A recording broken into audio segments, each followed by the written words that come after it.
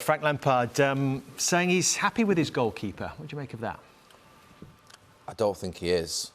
I wouldn't be, but yeah, I know full well, having been in a coaching position, been in a change room, you have to back your keeper, you have to back your players, you have to support them publicly. But privately, that goal tonight, it's a really poor goal to give away. He conceded so many goals from outside the box last season. He's conceded another one tonight. And it will cost you. If you don't have a top goalkeeper, you will not win that league. And at this moment in time, he makes far too many mistakes. Lets too many goals into the back of his net that should be saved. You can't let those goals in. You can't. I mean, we're trying to not be too critical of him. Chelsea have won tonight, but Chelsea were talking before the game, £200 million about winning the league. And there is absolutely no chance if you're conceding goals like this. I don't know what happens. I don't know why he's misread it. I don't know why. But you look at that. Goals conceded from outside the box. 19 goals conceded from outside the box. And that is a sorry story for a £70 million goalkeeper. I mean, I was critical of him before, towards the end of last season. I don't want to go for him again. I feel a bit sorry for him. You wonder how he will actually be feeling, because he must know that everybody is questioning him. Listen, you say how Frank will feel. He's obviously disappointed they conceded a goal, but when they finish the game and it's 3-1 and the keeper's made another mistake, he's obviously been banging on the door all summer, I want a new goalkeeper. And they haven't got her across the line before the first game of the season. Now, in some ways, if that would have cost them, that would have really hurt Frank. But the mistake hasn't cost them. And it may actually push the club to get this deal done a lot quicker. Because if they could have dropped points today on the back of that, you think of Lewis Dunk's header that come after at 2-1, Reece James's header. And we talk about £70 million. Chelsea have been done. Chelsea very rarely get done in the transfer market. We've just said before how well they've done this summer in terms of the players they brought in for the prices.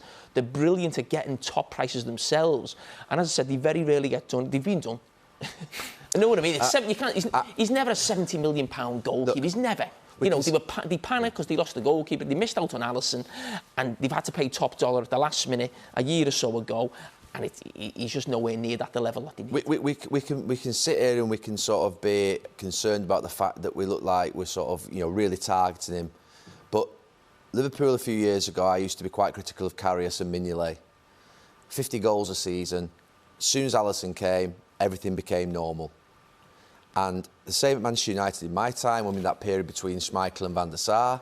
As soon as Van der Sar came, it became normal.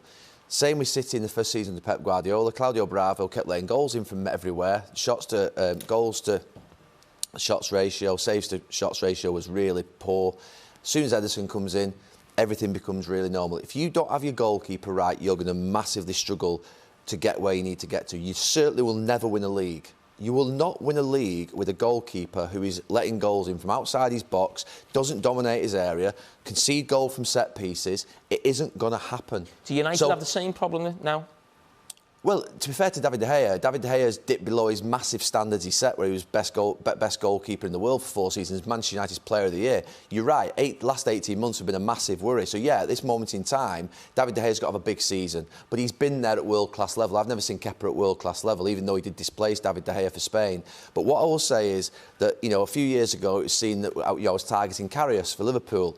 Absolutely wasn't targeting him. Liverpool were preventing from being a championship winning team by not having a goalkeeper who could take them there. It's a really stark warning. Frank knows this. He's played in championship winning teams. He knows what he needs to do. He doesn't like the goalkeeper. He wants him out, and he's going to bring a new one in because he knows that Frank Lampard will be sacked as a manager if he doesn't win the league in the next 2 or 3 years. He spent £200 million. So he's got to do it. Pep did it. Jurgen Klopp did it.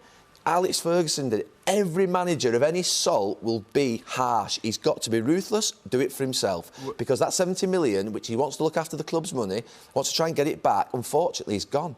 Well, he used to have Petr Cech behind him. Presumably Petr Cech is the man now picking the next goalkeeper. We wondered whether somebody, Manchester United, Chelsea, would blow Atletico out the water for Jan Oblak. But it seems like now we're talking about Edouard Mendy of Rennes, which will come as a surprise to some.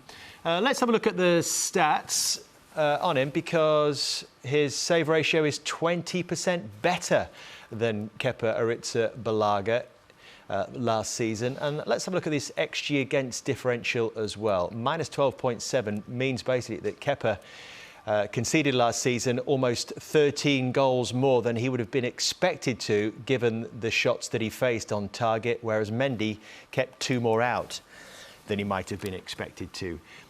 Does that look the right direction for Chelsea to go in? Well, he's certainly got better numbers, hasn't he, than Kepa. And unfortunately for Kepa, some of his numbers are possibly the worst in the league, really. So whoever you bring in, it looks like it's going to be better. It's just whether we're talking actually Ederson or Alisson level, and that's the level that you need. And what Gary's just mentioned, he's spot on. We talk about Pep Guardiola, we talk about Jurgen Klopp as two of the best managers in the world and the fantastic formations doing this. Alex Ferguson, one of the greatest of all time. But until he brought Peter Schmeichel and he couldn't win the league, until Klopp brought Alisson in, Pep, who's come in, he's going to play Barcelona, he brings Bravo in himself just because of how he can play. He realises he's not good enough as a goalkeeper and you have to change it. And you can't think... I think teams who win leagues, there's always a position, even the next summer, even though you've won the league, you think, oh, we can still improve there, we can still improve there, or we're not as good as someone else there. I can't ever remember a team, going back to the mid-80s when I first started watching football, a team who won a league with an average goalkeeper. I just can't think of one. I go back to Southall, go back to David Seaman with the Arsenal, Schmeichel coming in the early 90s, really. You got Petr Cech. When he come in, let's not forget, that Chelsea team had a lot of money spent. I think they had Curicini in goal, Ed Hoy before that. Just lots of different goalkeepers. Mourinho comes in, Petr Cech comes in, they just win leagues. You know, same with Liverpool. It will never change that. And, you know, we've said, don't be too critical of the goalkeeper.